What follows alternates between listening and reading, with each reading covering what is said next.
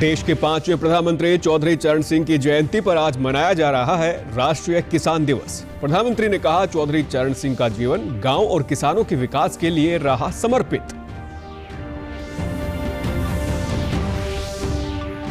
आज हुई हरियाणा मंत्रिमंडल की बैठक में लिए गए कई महत्वपूर्ण फैसले। मानेसर को नगर निगम बनाने पर लगी मुहर। ग्रुप सी की भर्ती के लिए कॉमन टेस्ट को दी गई मंजूरी।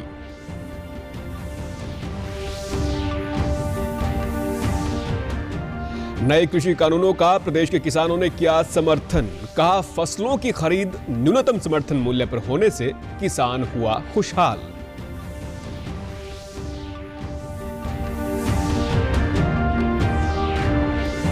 और एसवाईएल की मांग को लेकर भिवानी में 26 दिसंबर को आयोजित होगी जल अधिकार रैली। कृषि मंत्री ने विपक्षी पार्टियों, खापों और किसानों से एकजुट होने की अपील की। नमस्कार, मैं सुरेंद्र कुमार। अब समाचार विस्तार से। आज राष्ट्रीय किसान दिवस मनाया जा रहा है। भारत के 5वें प्रधानमंत्री चौधरी चरण सिंह की जयंती के मौके पर हर साल 23 दिसंबर को राष्ट्रीय किसान दिवस मनाया जाता है, जिन्होंने अपने कार्यकाल में कृषि क्षेत्र के उत्थान में अहम भूमिका निभाई और किसानों के हित के लिए कई किसान हितैषी नीतियों का मसौदा तैयार किया। साल 2001 में सरकार ने चौधरी चरण सिंह के जन्मदिन को किसान दिवस के रूप में मनाने का फैसला किया था। किसान दिवस समारोह लोगों को किसानों के सामने आने वाले विभिन्न मुद्दों के बारे में शिक्षित करने का काम करता है। उपराष्ट्रपति एम वेंकैया नायडू ने किसान दिवस पर अन्नदाताओं का आभार जताते हुए अपने ट्वीट में कहा कि देश के पूर्व प्रधानमंत्री चौधरी चरण सिंह जी की जन्म जयंती के अवसर पर उनकी पावन स्मृति को सादर नमन। किसान दिवस पर अन्नदाता किसान भाइयों को कृतज्ञ नमन, उनकी स्वाभाविक उद्यमिता को प्रणाम। प्रधानमंत्री नरेंद्र मोदी ने पूर्व प्रधानमंत्री चौधरी चरण सिंह की जयंती पर उन्हें याद किया। उन्होंने ट्वीट के माध्यम से कहा कि पूर्व प्रधानमंत्री चौधरी चरण सिंह जी को उनकी जयंती पर विनम्र श्रद्धांजलि। वे जीवन भर गांव और किसानों के विकास के लिए समर्पित रहे, जिसके लिए सदैव उनका स्मरण किया जाएगा। मुख्यमंत्री मनोहर लाल ने भी किसान दिवस पर अन्नदाताओं का आभार व्यक्त किया। उन्होंने अपने ट्वीट संदेश में कहा कि सादा जीवन उच्च विचार के आदर्श वाक्य के साथ अपना संपूर्ण जीवन गांव, गरीब और किसानों के उत्थान के लिए समर्पित करने वाले तथा अन्नदाता के उत्थान व कल्याण हेतु आजीवन संघर्ष करने वाले देश के पूर्व प्रधानमंत्री चौधरी चरण सिंह जी की जयंती पर कोटि कोटि नमन। कैबिनेट ने आज देश में डीटीएच सेवाएं प्रदान करने के लिए दिशा निर्देशों में संशोधन को मंजूरी देने का फैसला किया। अब 20 साल के लिए जारी किया जाने वाला डीटीएच लाइसेंस शुल्क त्रैमासिक इकट्ठा किया जाएगा। केंद्रीय मंत्री प्रकाश जावड़ेकर ने बताया कि केंद्रीय मंत्रिमंडल ने फिल्म्स डिवीजन, फिल्म समारोह निदेशालय, भारत के राष्ट्रीय फिल्म अभिलेखागार और चिल्ड्रंस फिल्म सोसाइटी भारत को राष्ट्रीय फिल्म विकास निगम के साथ मंजूरी दे दी है। केंद्रीय मंत्री थावरचंद गहलोत ने बताया कि केंद्रीय मंत्रिमंडल ने 5 साल में 4 करोड़ से अधिक अनुसूचित जाति के छात्रों के लिए 59,000 करोड़ रुपए की पोस्ट मैट्रिक छात्रवृत्ति योजना को मंजूरी दी है। मुख्यमंत्री मनोहर लाल की अध्यक्षता में आज चंडीगढ़ में हरियाणा मंत्रिमंडल की बैठक हुई, जिसमें कई महत्वपूर्ण फैसले लिए गए। मुख्यमंत्री ने बताया कि बैठक में 37 एजेंडे रखे गए। उनमें से मानेसर को नगर निगम बनाने पर मुहर लगी। बैठक में नई उद्योग एवं रोजगार नीति 2020 को मंजूरी दी गई। ये नई नीति 1 जनवरी 2021 से दिसंबर 2025 तक लागू रहेगी। इसके अलावा सीनियर मेडिकल ऑफिसर की भर्ती सीधा विभाग की गठित कमेटी के तहत करने का फैसला लिया गया। इस फैसले के बाद 25% एसएमओ के पद भरे जा सकेंगे। नगर निगम पहले से थे और आज एक नए नगर निगम मानेसर, इसको नई रचना इसकी बनाई गई है, इसको अप्रूवल मिला है और इसमें 29 गांव ये जोड़े गए हैं मानेसर के साथ, जिसका क्षेत्रफल कुल मिलाकर के लगभग 125 वर्ग किलोमीटर ये होगा।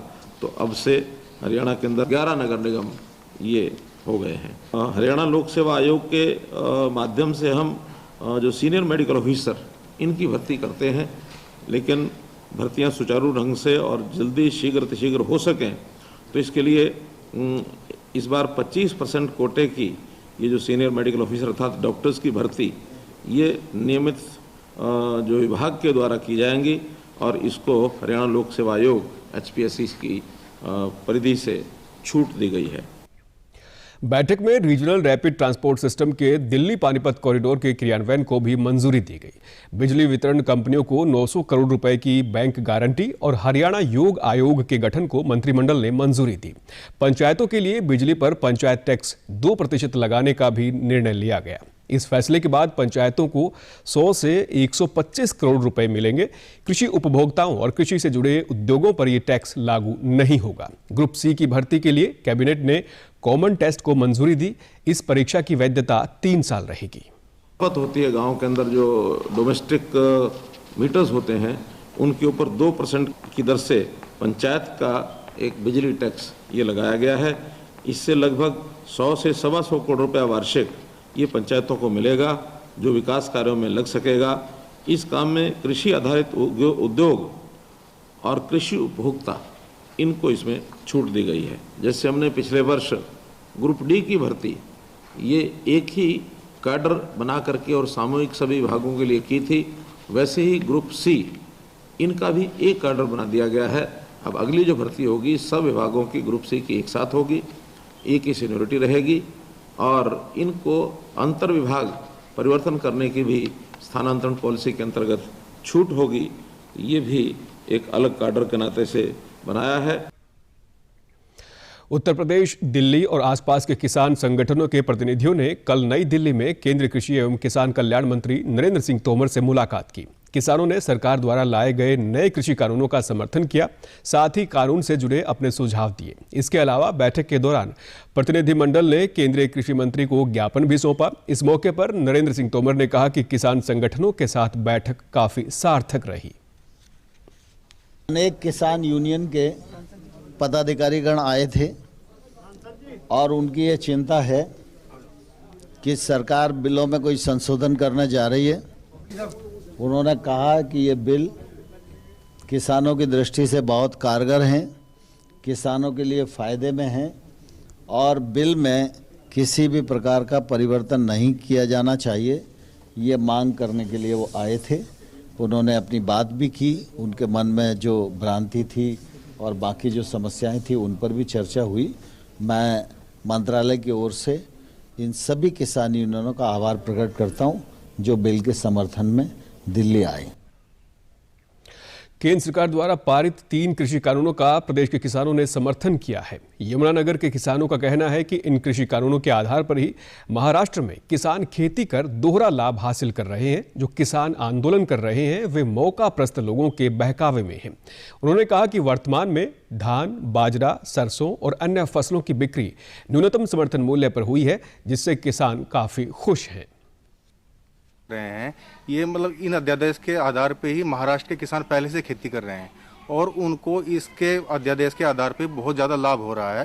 तो मोदी जी ने जो भी 3 अध्यादेश ये पारित किए हैं जो सरकार के हित में हैं, हमारे हित में हैं, बहुत ही अच्छे हैं और मैं इनका पूरा समर्थन करता हूँ। मैं तो कहूँगा ये बहुत अच्छा बिल है क्योंकि इससे किसानों को बहुत फायदा होगा और मैं तो चाहता हूँ सरकार को हमें इसमें समर्थन देना चाहिए। कोई तो राजनीति ही मैं कह सकता हूँ क्योंकि उनको समझाया नहीं जाएगा कि इससे कितना बेनिफिट होगा इस चीज़ को लेके।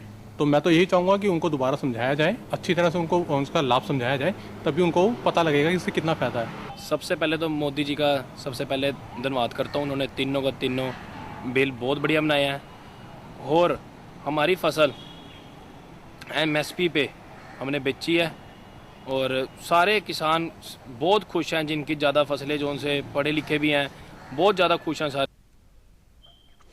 केंद्र सरकार की किसान हितैषी नीतियों से कैथल जिले के किसान काफी खुश नजर आए। उनका कहना है कि केंद्र सरकार ने फसलों के भाव बढ़ाने के साथ साथ अन्य किसान हितकारी योजनाएं शुरू कर किसानों को लाभ पहुंचाया है, जिससे किसान खुशहाल हुआ है।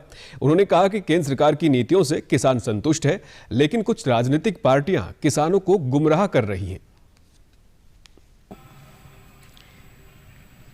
मोदी सरकार आई है, उस तो पहला 10 साल लगातार कांग्रेस की सरकार रही है। ਉਹਨਾਂ ਦੀ 10 ਸਾਲਾਂ ਦੀ ਪਰਸੈਂਟੇਜ ਤੇ ਸਾਡੀ ਭਾਰਤੀ ਜਨਤਾ ਪਾਰਟੀ ਦੀ 6 ਸਾਲਾਂ ਦੀ ਜਿਹੜੀ ਪਰਸੈਂਟੇਜ ਹੈ ਉਹਨੂੰ ਕਰੋ ਕਿ ਉਹਦੇ ਨਾਲੋਂ 1.5 ਗੁਣਾ ਇਹਨਾਂ MSI ਤੇ ਰੇਟ ਦਿੱਤੇ ਨੇ। ਐਸੀ ਗੱਲ ਨਹੀਂ ਹੈ ਕਿ ਇਹਦੇ 'ਚ ਨੁਕਸਾਨ ਹੈ, ਕੋਈ ਨੁਕਸਾਨ ਨਹੀਂ। ਬਹੁਤ ਵਧੀਆ ਮੰਡੀਕਰਨ ਹੋ ਰਿਹਾ ਹੈ, ਬਹੁਤ ਵਧੀਆ ਸਿਸਟਮ ਚੱਲ ਰਿਹਾ ਹੈ, ਬਹੁਤ ਵਧੀਆ ਹੋ ਰਿਹਾ ਜੀ। ਅਸੀਂ ਇਸ ਚੀਜ਼ ਨੂੰ ਸਰਾਹਨਾ ਕਰਨੇ ਆ, ਮੋਦੀ ਸਰਕਾਰ ਨੂੰ ਸਰਾਹਨਾ ਕਰਨਾ। भिवानी के बहल में 26 दिसंबर को जल अधिकार रैली आयोजित की जाएगी। कृषि मंत्री जेपी दलाल ने बताया कि इस रैली में मुख्यमंत्री मनोहर लाल सहित भाजपा के बड़े नेता शिरकत करेंगे।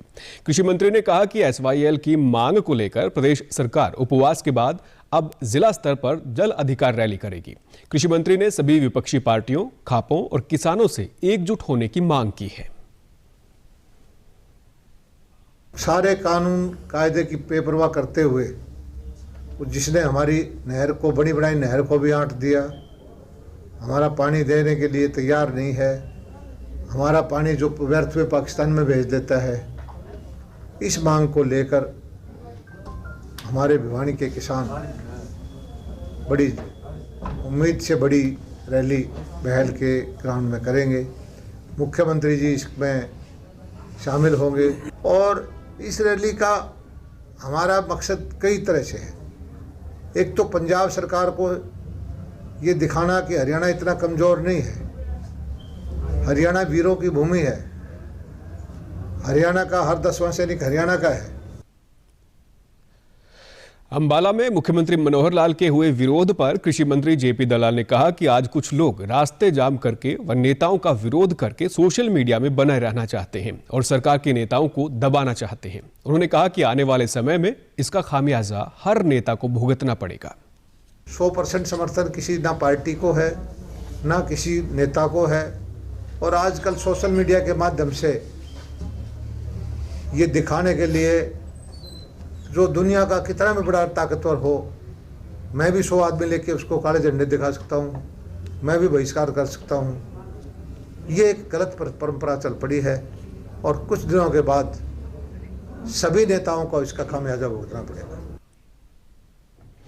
केंद्र सरकार ने फैसला लिया है कि केंद्रीय माध्यमिक शिक्षा बोर्ड की 10वीं और 12वीं की परीक्षाएं फरवरी में आयोजित नहीं की जाएंगी। परीक्षा की अगली तारीख की घोषणा जल्द ही की जाएगी। आगामी प्रतियोगिता और बोर्ड परीक्षाओं के बारे में देश भर के अध्यापकों से वर्चुअल संवाद करते हुए शिक्षा मंत्री रमेश पोखरियाल निशंक ने ये बात कही। उन्होंने कहा कि कक्षा 10वीं और 12वीं के लिए केंद्रीय माध्यमिक शिक्षा बोर्ड की परीक्षाओं को स्थगित करने के लिए विभिन्न विद्यार्थियों और शिक्षकों से काफी संख्या में अनुरोध प्राप्त हुए हैं। प्रदेश से जुड़ी खबरों को विस्तार से जानने के लिए आप हमारे साथ फेसबुक, ट्विटर और यूट्यूब के माध्यम से भी जुड़ सकते हैं। हमसे जुड़ने के लिए आप हमारे सोशल मीडिया हैंडल को फॉलो कर सकते हैं। कोविड-19 महामारी के खिलाफ देश एकजुट होकर लड़ रहा है। आप भी हमारे साथ सुरक्षा और बचाव के 3 आसान एहतियाती उपायों का संकल्प लें। मास्क हमेशा सही ढंग से पहनें, 2 गज की दूरी बनाए रखें और हाथ बार-बार धोएं। स्वास्थ्य और परिवार कल्याण मंत्रालय के अनुसार देश में कोरोना महामारी से संक्रमित लोगों में से अब तक 96,63,000 से ज्यादा मरीज स्वस्थ हो चुके हैं, जिसके बाद देश में रिकवरी रेट बढ़कर 95.69% हो गया है। देश में कोविड से मृत्यु दर घटकर 1.45% रह गई है। पिछले 24 घंटों में 26,895 कोरोना मरीज ठीक हुए हैं। स्वास्थ्य मंत्रालय के अनुसार ब्रिटेन में पाए गए नए प्रकार के वायरस से भारत में किसी प्रकार से घबराने की जरूरत नहीं है। देश में अभी तक नए प्रकार के वायरस का कोई सबूत नहीं मिला है, लेकिन फिर भी नए संक्रमण को रोकने के लिए हर संभव प्रयास किए जा रहे हैं। वहीं प्रदेश में कोरोना से स्वस्थ होने वाले मरीजों की संख्या बढ़कर 2,50,500 से अधिक हो गई है। प्रदेश में रिकवरी रेट 96.82% और मृत्यु दर 1.10% है। केंद्र सरकार ने ब्रिटेन में कोरोना वायरस का नया रूप सामने आने के मद्देनजर एसओपी जारी की है। इसमें उन सभी अंतर्राष्ट्रीय यात्रियों के लिए निर्देश जारी किए गए हैं जो इस साल 25 नवंबर से 23 दिसंबर तक ब्रिटेन गए हों या ब्रिटेन से गुजरे हों। एसओपी के अनुसार सभी अंतर्राष्ट्रीय यात्रियों को पिछले 14 दिनों की यात्रा के बारे में जानकारी देनी होगी और स्व घोषणा पत्र भरना होगा। इस पत्र में दी गई जानकारी के अनुसार कोविड-19 संबंधी जांच की जाएगी। ब्रिटेन के विभिन्न हवाई अड्डों से 21 दिसंबर से 23 दिसंबर 2020 अवधि के दौरान भारत आने वाले सभी यात्रियों के लिए संबंधित राज्य सरकारों को RT-PCR जांच की सुविधा का इंतजाम करना होगा। ब्रिटेन से भारत पहुंचने वाले सभी विमान कंपनियों को चेक इन से पहले एसओपी के बारे में यात्रियों को पूरी जानकारी उपलब्ध करवानी होगी। और अंत में इस बुलेटिन के मुख्य समाचार एक बार फिर।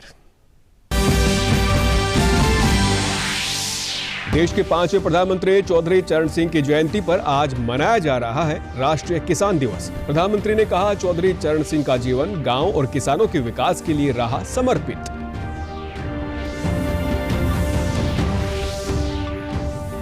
आज हुई हरियाणा मंत्रिमंडल की बैठक में लिए गए कई महत्वपूर्ण फैसले। मानेसर को नगर निगम बनाने पर लगी मुहर। ग्रुप सी की भर्ती के लिए कॉमन टेस्ट को दी गई मंजूरी।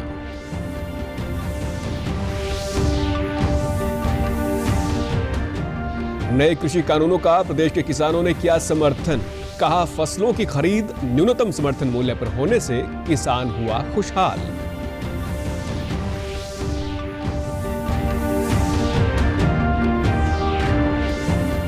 और SYL की मांग को लेकर भिवानी में 26 दिसंबर को आयोजित होगी जल अधिकार रैली। कृषि मंत्री ने विपक्षी पार्टियों, खापों और किसानों से एकजुट होने की अपील की।